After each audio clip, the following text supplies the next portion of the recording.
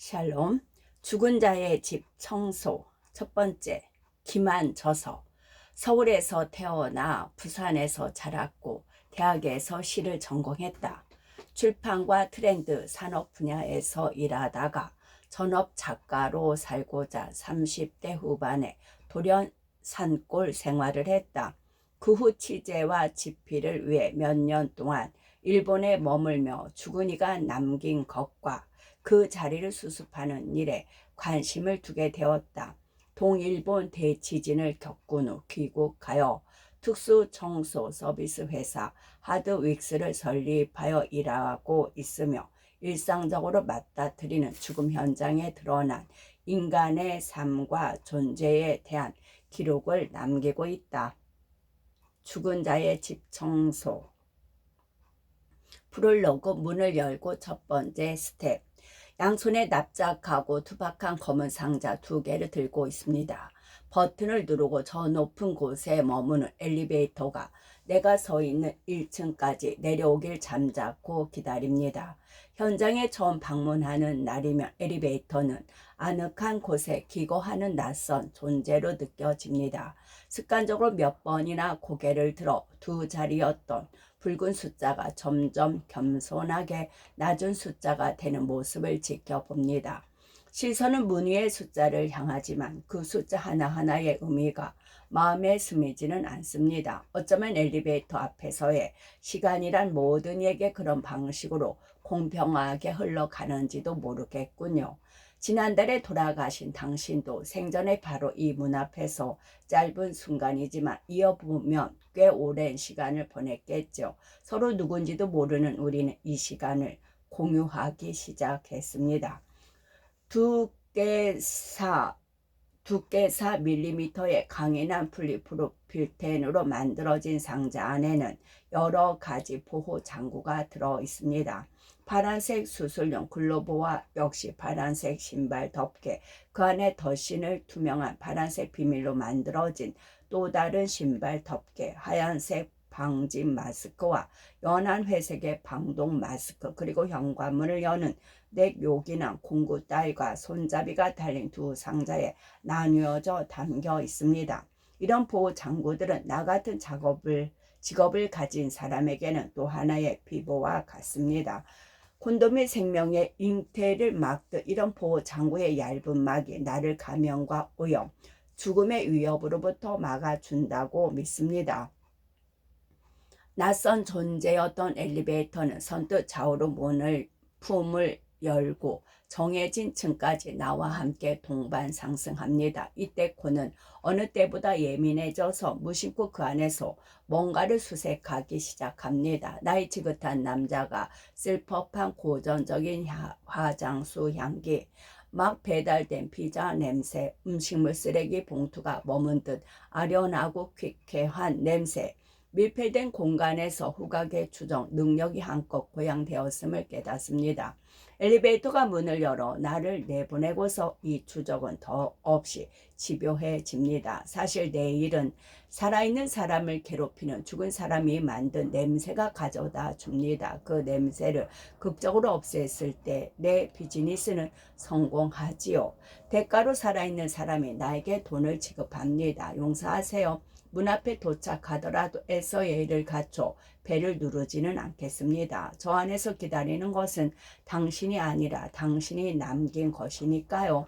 조심스레 검은 상자를 열어 신발 덮개를 신고 수술용 글로브를 양손에 끼고는 행여나 빈틈이나 헐거운 구성은 없는지 매만져 봅니다. 냄새를 여과 없이 제대로 맡는 것, 그 사실적인 측정이 일의 세부적인 과정을 계획하고 성공적으로 완수하는 데 기준이 되게 이때만큼은 코를 가리는 어떤 종류의 마스크도 쓰지 않습니다. 이제 나는 완전 범죄를 계획한 자처럼 지문도 발자국도 어떤 흔적도 남기지 않을 것입니다.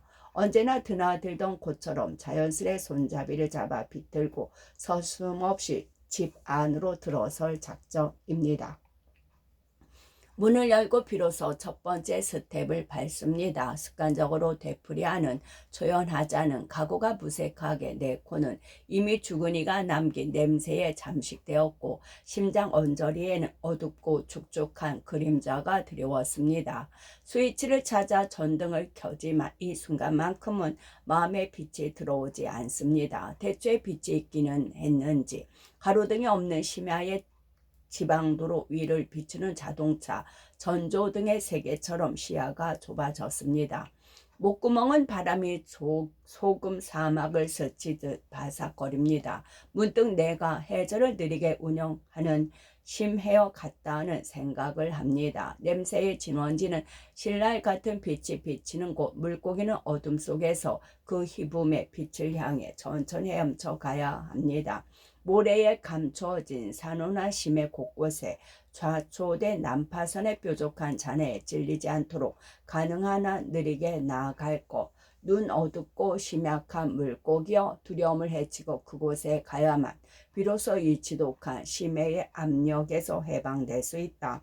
죽은 사람이 오래 방치된 바닥은 을의 기름막으로 덮여 있어서 미끄럽지 않도록 신경을 곤두세워 앞으로 걸어갑니다.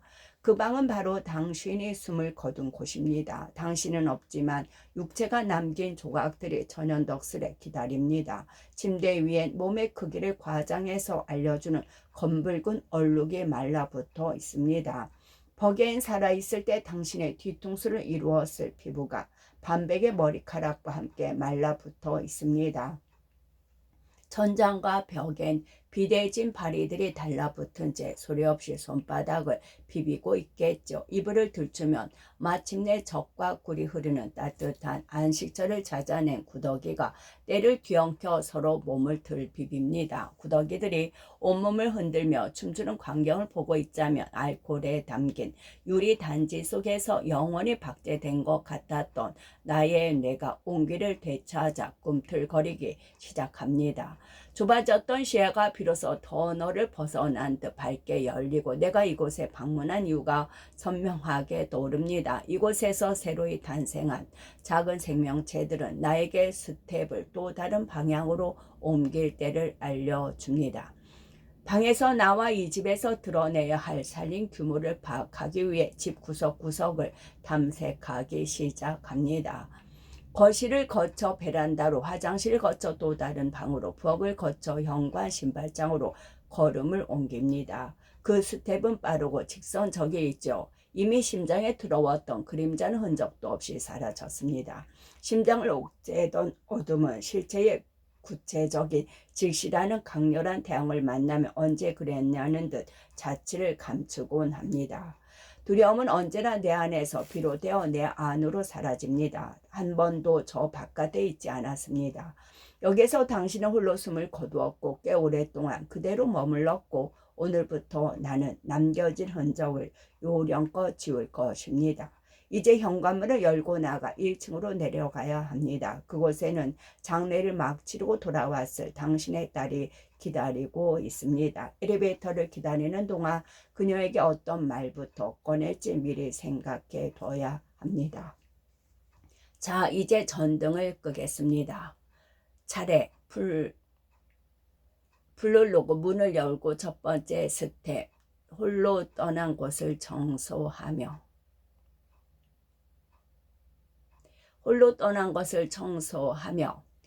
캠핑 라이프. 이른 저녁 식사를 마치고 막 해가 저물 무렵에 전화가 걸려왔다. 부동산 중개인이 자살한 젊은 여성의 원룸을 맡기고 싶다며 이것저것 물어보더니 조심스레 말을 덧붙인다. 좀 특이한 점이 있는데 그렇다고 골치 아픈 것은 아니고 어차피 가보시면 알게 될 테지만 아무튼 살림도 없는 간단한 집이니 잘 부탁드립니다. 그런 말을 덧붙이면서도 목소리는 차분했고 사무적이지만 차갑지 않은 적정 온도를 유지하고 있어서 굳이 더 캐묻지 않았다. 상대가 상황을 설명하기 위해 20분 넘게 시간을 할애해도 막상 맞닥뜨리는 현장 상황은 그 설명과는 딴판인 경우가 있고 짧은 몇 마디와 절제된 표현만으로도 현실을 정확하게 제대로 암시한 경우도 있다. 쉰을 간 넘은 듯한 부동산 중개인은 고객이 듣기 쉽게 매물에 대해 묘사하는 능력을 오랜 시간 터득해 왔을 것이다. 전날 늦은 밤부터 내리던 비는 우리가 출발한 새벽보다 잦아들었지만 여전히 그치지는 않았다. 미끄럼 방지턱이 없는 좁은 대리석 계단을 통해 무거운 짐을 내리며 넘어지지 말아야겠다고 다짐했다. 디지털 도어룩은 이미 반들반들하게 광택이 나는 새 제품으로 바꾸어 있고 부동산 중개인이 알려준 대로 번호를 누르자 옆집에서도 들릴 만큼 명쾌한 잠금 해제 신호음이 울렸다. 이번엔 나조차 들리지 않도록 소리를 죽인 채 군숨을 한번 들이쉬고는 손잡이를 비틀고 집에 들어섰다. 섬유 유원제의 라벤더 향과 사람이 부패하며 만들어낸 것이 뒤엉켜 불쾌하면서도 달콤한 냄새가 코에 스며들었다. 어둠 속에서 손을 뻗어 전등을 켰을 때 눈앞에 펼쳐진 예상 밖의 광경에 곤두섰던 신경은 금세 놀라움이라는 감정 뒤로 물러났다. 자살 현장에서 뜻밖의 마주한 캠핑장, 연분 홍색 텐트가 방 한가운데 둥그렇게 세워져 있다. 입구에는 소주병 67개가 놓여있고 텐트 안에 두꺼운 에어매트가 팽팽하게 부풀어 있다. 누가 봐도 이곳은 잠시 머물고자 꾸민 거처이다. 방이라는 공간에 놓여 이상하게 보일 뿐 그대로 강변의 자갈밭이나 숲으로 옮겨 놓아도 이상할 것이 없는 풍경이다. 주변엔 TV도 화장대도 없다. 입주자의 냄새를 풍기는 것은 흔히 행여라고 부르는 전장과 바닥을 잇는 여러 개의 금속 봉으로 이루어진 옷 보관 렉뿐이다. 베란다에는 이사 목적으로 사용하는 노란색 폴리프로필렌 박스 여러 개가 납작하게 접힌 채 세워져 있다. 숫자를 세어보니 5개. 모서리에 필라멘트 테이프가 금방이라도 떨어질 듯 아슬아슬하게 붙어 있는 것이 벌써 여러 차례 이사하며 사용한 모양새다. 그녀의 모든 살림은 이 5개의 노란색 상자에 고스란히 담겨 정식 이사 업체가 아닌 개인이 운전하는 경화물이나 작은 승합차에 옮겨져 고시원에서 원룸으로 지하방에서 계단이 많은 지상의 집으로 전전했을 것이다. 텐트와 화장실 입구 사이 장판에 혈액이 말라붙어 있다. 불쾌한 라벤더 향을 견디며 조심스레 엎드려 바닥을 닦아낸다. 화장실 전등 스위치가 있는 벽변에도 피가 말라붙어 있다. 그녀는 화장실 위 천장에 연결된 도시가스 공급관에 목을 메고 스스로 목숨을 저버린 것이다. 바닥을 닦다가 앉은 채로 잠시 천장에 가시관을 올려다본다. 분명 내가 그녀의 시점으로 이 공간을 내려보는 듯하다. 거기에 매달렸다면 그녀가 생애에서 마지막으로 본 광경은 잠시 뒤에 내가 분해하려는 바로 저 텐트의 정수리였을 것이다. 시도 절도 모르고 찾아오는 인간의 상상이란 잔인하다. 모든 살림을 한눈으로 내려다보며 삶을 끝내려는 그녀는 어떤 심장이었을까? 친구여, 이 모든 것이 그저 어느 날 당신과 내가 함께했군. 깨고 나서 돌아보며 웃어 넘길 한낱 부질없는 꿈이었다고 말하자. 가방 속에서 이력서가 발견되었다. 그녀는 고등학교 졸업과 동시에 대기업 휴대전화 부품 공장에서 일했다. 5년을 근속하고 또 다른 대기업 공장으로 옮겨 또 몇 년 동안 일했다. 2년 뒤 30이 될 나이다. 단색 배경에 표정 없는 증명사진 한반에 동명이인이 꼭 한 명은 있을 것 같은 흔한 이름. 이력이라고는 단 몇 줄뿐. 여백을 많이 남긴 이력서는 그녀가 짓는 풍부한 표정과 좋아하는 음식과 오랫동안 따라 부를 노래와 담고 싶었던 사람과 사랑하는 친구의 옆모습에 대한 기억을 담아내지 못한다. 텐트 뒤에서 책 몇 권을 발견했다. 이 세상에 캠핑을 온 것처럼 실로 간단한 삶을 꾸리면서도 그녀의 곁을 지켜준 책이 무엇일까 궁금했다. 아무것도 하지 않을 권리, 참 소중한 너라서 행복이 머무는 순간들 아주 조금 울었다. 내 마음도 모르면서 모두 마음의 위로가 필요한 사람을 위한 책이다. 서점에서 이 책들을 발견하고 집 혹은 집이라 불리는 캠핑장에서 읽기 위해 값을 치르고 그녀는 어떤 생각을 했을까? 텐트 안 램프에 불을 밝히고 문장을 읽어나가며 그녀는 어떤 마음이었을까? 누군가 그녀의 마음을 알아주고 이해했다면 스스로 삶을 저버리겠다는 생각 따위는 하지 않고 어느덧 서른을 맞이하고 소중한 너를 만나 사랑에 빠지고 가끔은 울기도 하겠지만 행복한 시간 속에 머물며 살아갈 수 있었을까? 아무것도 하지 않아도 삶을 온전히 영위할 수 있다는 사실에 안도하면서 내 마음도 모르면서 그녀 마음의 아주 사소한 것조차 제대로 알지 못하는 나는 동료와 알아채지 못하게 눈물을 훔치고 책들을 서둘러 자루에 쏟아 부었다. 오늘 이마저 사라지고 완전히 텅 비워질 이곳에도 어김없이 찾아올 밤과 어둠이 야속하다. 분리수거. 정말 이 안에서 사람이 죽은 채 석 달이 흘렀을까? 3층 현관문 앞에 도착했을 때 나를 기다리는 것은 복도만큼 기다린 어둠과 정적뿐이었다. 설명을 미리 듣고 오지 않았다면 이 안에서 무슨 일이 일어났는지 아무런 낌새도 알아챌 수 없었을 것이다. 문 앞에서도 죽은 자의 응당한 자기소개 같은 냄새가 나지 않았다. 복도의 막바른 벽에 붙은 시간을 두고 이따금 분사되는 방향제의 레몬 냄새가 어슴풀에 느껴질 뿐이었다. 건물은 1층이 들어설 공간에 필로티라고 부르는 육중한 기둥을 세워 주차장을 만든 전형적인 도시형 생활주택이다. 층마다 복도를 사이에 두고 총 6개의 원룸이 좌우로 마주보는 구조. 이 좁다란 건물에 23대가 넘는 독립 가구가 있다는 사실이 놀랍다. 이 건물과 어깨 동무하는 주변 건물도 구조가 엇비슷하다. 이 건물은 거대한 공장 단지를 둥그스름하게 에워싼 원룸촌의 남쪽 테두리에 자리 잡고 있다.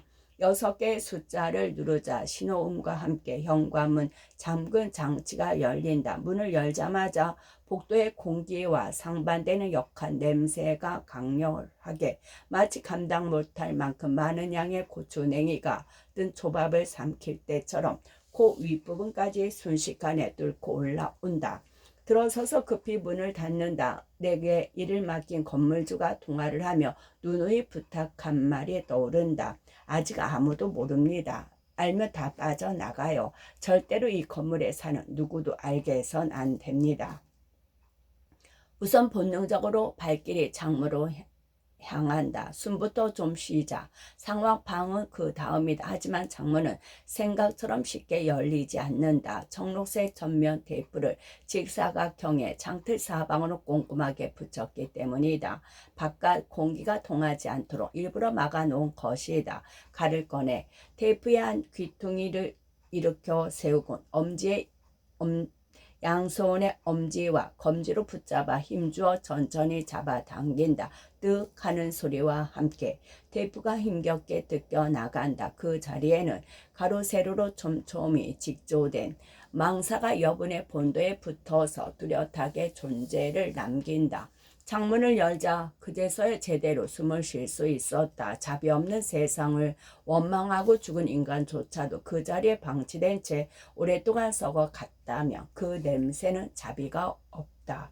죽은 이가 만들어 놓은 완벽한 밀실, 착화탄으로 자신을 쉴 수 없이 죽이기 위해 철저히 준비했다. 현관문의 좌우와 위아래 틈 역시 정록색 전면 테이프로 꼼꼼하게 막아놓았다. 문 아래 우유나 신문을 넣을 수 있는 원형 투입구도 테이프로 가로로 여러 겹 붙여서 막았다. 화장실의 배수구와 환풍기를 비롯하여 가스레인지 위에 팬이나 싱크대 배수구까지 집안의 모든 구멍을 찾아서 완벽하게 들어 막았다.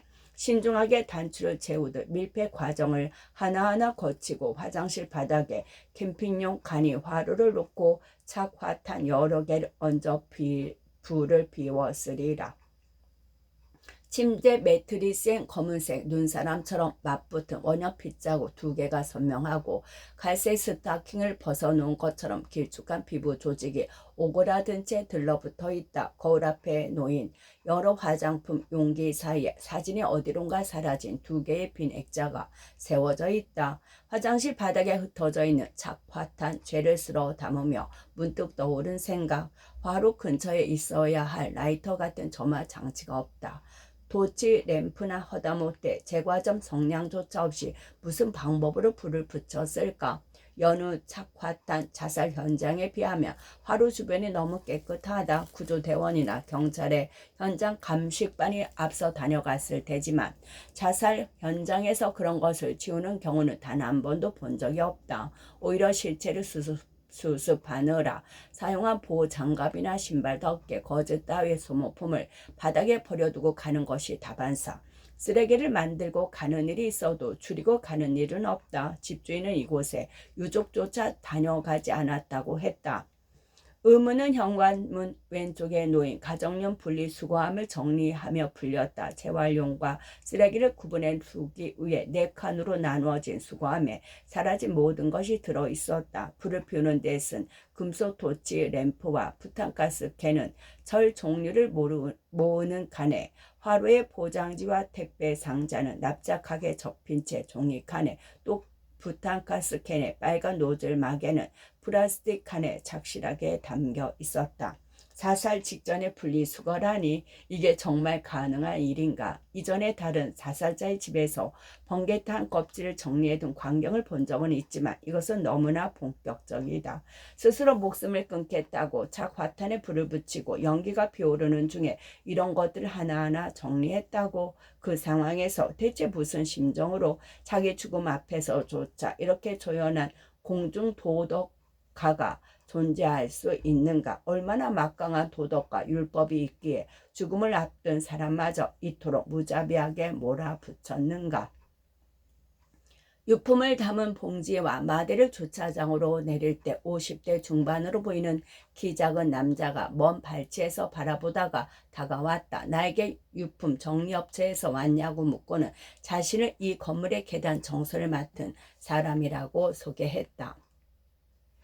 30살이나 됐을까? 착한 분이었어요. 인상성도 바르고 맨날 고맙습니다 고맙습니다 입에 달고 사는 사람인데 갑자기 말을 쏟아내는 그를 데리고 서둘러 주차장 밖으로 나갔다. 매년 설날과 추석에 양말이나 식용유 세트 같은 것을 준비해 주곤 했어요. 알던 분이셨군요. 뭐라 위로해 드릴 말이 없네요. 그런데 우리 이야기를 누가 들으면 안 되니 목소리를 조금만 낮춰주세요. 예, 저도 알아요. 집주인도 제정신이 아니죠. 자기가 열쇠로 문을 따고 집안을 봤으니까요. 저는 그 아저씨가 몇 달 안 보이기에 이사 갔거니 했죠. 말없이 떠날 사람은 아니라고 생각해서 좀 섭섭했는데 지난주에 제가 청소하러 왔을 때 거기서 구조대원들이 들 것을 들고 내려오더라고요. 가려져 있으니까 나는 그게 사람이라고는 생각하지 못했어요. 개나 고양이, 사람이라고 하기에 너무 작았으니까요. 구조대원이 떠나고 나서야 집주인이 내려와서 300일의 여자가 죽었다고 했죠. 사내는 담배 하나를 꺼내 물고 불을 붙이는 것도 잊은 채 계속 말을 이었다. 아무튼 정성껏 잘 정리해 주세요. 남일 같지가 않아서 하는 말이에요. 그런 사람이 잘 살아야 하는데 진짜 남일 같지 않아요. 건물 청소를 하는 이가 전하는 그녀는 너무나 착한 사람이었다. 그 착한 여인은 어쩌면 스스로에게는 착한 사람이 되지 못하고 결국 자신을 죽인 사람이 되어 생을 마쳤다. 억울함과 비통함이 쌓이고 쌓여도 타인에게는 싫은 소리 한마디 못하고 남에게 화살 하나 겨누지 못하고 도리어 자기 자신을 향해 관역을 되돌려 쏘았을지도 모른다. 자신을 죽일 도구마저 끝내 분리해서 버린 그 착하고 바른 심성을 왜 자기 자신에게 돌려주지 못했을까? 왜 자신에게만은 친절한 사람이 되지 못했을까? 오히려 그 바른 마음이 날카로운 바늘이자 강박이 되어 그녀를 부단히 찔러온 것은 아닐까? 종량제 봉투는 착화탄에 벗겨진 포장지와 병원에서 받았을 수십 장의 약 봉투로 채워져 있었다. 앨범과 액자에서 빼냈을 수많은 사진의 모서리가 뾰족한 톱니가 되어 봉투를 뚫고 나갈 때 날카롭게 찌른다. 그 모든 것이 죽기 전에 스스로 정리한 것이리라. 그녀의 못다한 이야기, 한숨과 절망 가득한 사연이 작은 봉투에 고스란히 담긴 것만 같다. 어떤 날은 이 세상에 온갖 알 수 없는 사연이 바람에 실려와 잎이라곤 모두 떨어지고 앙상한 가지만 남은 내 마음을 세차게 흔든다. 작은 날은 작은 봉투 하나 버리는 일조차 버겁다. 그런 날은 작은 봉투 하나 버리는 일조차 버겁다. 꽃 좋은 곳으로 가. 언니, 봄이 간다는 기별도 없이 종적을 감추고 한 걸음 서둘러 여름의 더위를 불러낸 6월이었다. 아침부터 습기가 자욱하더니 점심이 지나자 햇빛은 거두지도 못하고 부슬부슬 여우비가 내리기 시작했다. 오수의 달콤한 유혹이 몰려올 무렵 휴대전화에 저장된 번호로 전화가 걸려왔다. 지난해 어느 신문 지면에 난 내 인터뷰 기사를 보고는 우리 시댁 식구 1인데 라고 말을 꺼내며 쓰레기가 극단적으로 많은 집도 정리해 줄 수 있는지 물어본 사람이다. 기사를 봤다며 연락하는 경우는 흔하지 않은 일이라 번호를 저장하며 따로 메모를 덧붙인 기억이 난다. 첫 번째 통화를 하고 반년이 훨씬 지나고 나서야 다시 전화를 걸어온 것이다. 애서롭지 않다. 네, 기억하죠. 아직 해결이 안 됐나요? 그동안 여러 가지 일이 있었어요. 시어머니께서 세입자가 만든 문제로 골치 아프시다는데 혹시 방문해서 집 상태를 봐주실 수 있나요? 이제 사는 사람은 없고 문도 잠겨 있지 않아요. 붉은색 벽돌로 만들어진 3, 4층 높이의 엇비슷한 모습의 연립주택으로 빽빽하게 들어찬 언덕배기, 이른바 주택 과밀 지역이다. 주차할 곳도 찾기 힘들고 어렵사리 차를 세우고도 내려가지 않도록 바퀴 아래 끔찍한 돌덩이를 괴어야 안심할 수 있는 비탈길이다.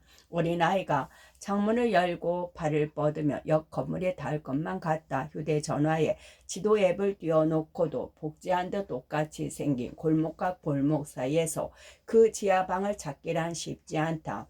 전신주 아래엔 길고양이의 습격으로 배가 터진 음식물 쓰레기 봉투가 너부러져 있고 그 위엔 살이 오른 파리들이 가느다란 빗줄기에도 아랑곳 하지 않고 영역을 수호하듯 윙윙거리며 맴돈다. 손잡이는 돌아가는데 문은 열리지 않는다. 당겨도 보고 살짝 밀어도 본다. 고장인가 싶어 급한 대로 작은 쇠 지렛대 문틈에 끼워서 젖혀본다. 그러자 문이 안쪽으로 열리며 틈이 벌어진다. 그 사이로 들여다보니 쓰레기 더미와 택배 상자가 문이 열릴 수 없을 정도로 찬장까지 가득 쌓여서 버티고 있다. 세입자는 어떻게 이 문을 열고 탈출했을까? 이삿짐도 하나 없이 사람만 틈새로 빠져나갔다는 뜻일까? 방호복을 덧입고 프레쉬를 켜서 한 손에 들고는 열린 문틈으로 먼저 발 하나를 들여놓는다. 다음 마음 단단히 먹자. 용을 잡으러 던전에 들어서는 검투사에 두고라도 빌려온다면 좀 침착해질 수 있을까? 어둠 속에서 왼손으로는 거미줄을 걷어내며 이리저리 비춰본다. 빛을 비춰본다. 누군가의 집이 아니라 거대한 쓰레기통 안에 들어온 것 같다. 오래 침참에 있던 수많은 쓰레기는 내가 들어서자 괭게 묵은 먼지를 일으켜 환영 인사를 건넨다. 먼지라기엔 밀도가 높아서 차라리 모래 공기라고 불러야 할 것 같다. 오늘 황사의 진원지는 고비 사막이 아니라 대한민국 어둠 속의 반지하 주택이다. 전등 스위치를 켰지만 전원 차단기를 내려놓았는지 집 안에 어떤 조명도 켜지지 않는다. 방 2개와 거실엔 쓰레기와 엉망이 된 세간이 가득 차 있다. 사람이 여기 살았다고? 누워 잠을 청할 만한 공간조차 없는데 주의를 기울여 보니 안방의 쓰레기 더미 위에 무언가가 내가 비춘 프레시 조명을 반사하며 빛난다. 좀 더 다가가 살펴보니 피크니우 은박 돗자리다. 가운데가 움푹한 모습을 보아 어쩌면 여기에 누워 잠을 청했을지도 모른다. 여긴 사람이 머물 만한 공간이 아니다. 쥐가 이곳을 터전 삼아 살아간다 해도 과연 설치류의 평균 수명만큼 살 수 있다고 낙관할 수 있을까? 이제 전원 차단기를 찾아봐야겠다. 이 상황에서 전기마저 없다면 할 수 있는 일은 없다. 신발장 문을 열자 비밀리에 화투판을 벌리다가 발각돼 도박꾼들처럼 바퀴벌레 서너 마리가 후두둑 앞다투어 빠져나가고 미처 챙기지 못한 채 두고 간 판돈처럼 두꺼비 집이 얌전히 기다리고 있다. 빛을 제대로 비춰보니 스위치는 모두 위로 올려진 상태. 내부 전원 차단기의 문제가 아니라 아예 원천적으로 외부의 전기 공급을 공급이 끊어졌다는 의미다. 한층 암담해진다. 그런데도 여기 진짜 사람이 살았다고. 한국전력공사에 전화를 걸어 미납 요금이 있다면 당장 이체를 할 테니 한시라도 빨리 전기를 공급해달라고 요청했다. 막힘없는 태도로 상냥하게 응대하던 상담원은 납부자 번호를 조회하곤 사뭇 어두워진 목소리로 말을 이어갔다. 고객님 오래 기다려주셔서 감사합니다. 그 세대는 요금이 미납된 지 오래돼 여러 차례 예고와 드린 대로 전기 공급을 중단했습니다. 또 전기 공급이 중단된 지도 오래돼 규정에 따라 건물에 설치된 세대별 전기 계량기를 철거했습니다. 가까운 사업소에 내방하셔서 계량기 설치 공사 일정을 따로 잡으셔야 합니다. 전기는 그 이후에 바로 사용하실 수 있습니다. 상담원과 통화를 마치고 어둠 속에서 촬영하느라 초점도 잘 맞지 않고 형태가 흐릿한 사진 몇 장 의뢰인에게 보냈다. 그러자 그녀가 곧바로 전화를 걸어와 도리어 나에게 이 사진 속 정체가 무엇인지 되물었다. 보고도 실감이 나지 않는 모양이다. 상상 밖의 일이란 소설이나 영화처럼 일정한 의도에 따라 만들어진 허구 세계뿐만이 아니라 현실 세계에서 아무런 의도 없이도 매우 구체적이고 엄연하게 벌어지기도 한다. 어둠 속의 집안 상태와 계량기가 절거된 자초지종을 길게 설명한 동안 그녀는 휴대전화 저편에서 한마디 대꾸도 없이 듣는다. 침묵은 때때로 상대가 느끼는 감정의 무게를 줄이거나 보탬 없이 그대로 전하는 힘이 있다. 그녀는 나 같은 일을 하는 사람이 의뢰 줄고 하는 잘 부탁드립니다 같은 말 대신 도와주세요 라는 말을 건네고 전화를 끊었다. 계량기 설치 공사가 끝나길 마냥 기다릴 수만은 없어서 배터리로 불을 밝히는 조명 도구를 준비해 다음날 아침 일찍 그 집으로 향했다. 건물 1층 현관 앞에 장비를 내려놓는 소리가 거슬렸는지 지하 맞은편 현관문이 열리고 70살이 좋게 넘어 보이는 할머니 한 분이 나와 대뜸 나를 향해 소리를 지른다. 아이고 내가 죽겠어요. 이게 도대체 무슨 일이요? 그동안 옆집 여자 때문에 진짜 죽는 줄 알았어. 아이고 냄새. 일방적으로 악다구니를 치던 그녀는 대꾸 한마디 듣지 않고 문을 꽝 닫고 들어가 버린다. 앙칼진 목소리가 벌리고 간 마음의 틈은 순식간에 정적으로 메워진다. 한순간 멍해진다. 뭔가 시작도 하기 전에 갑자기 끝나버린 것 같은 기분마저 든다. 그런 생각을 하는데 또 벌컥하고 문이 열린다.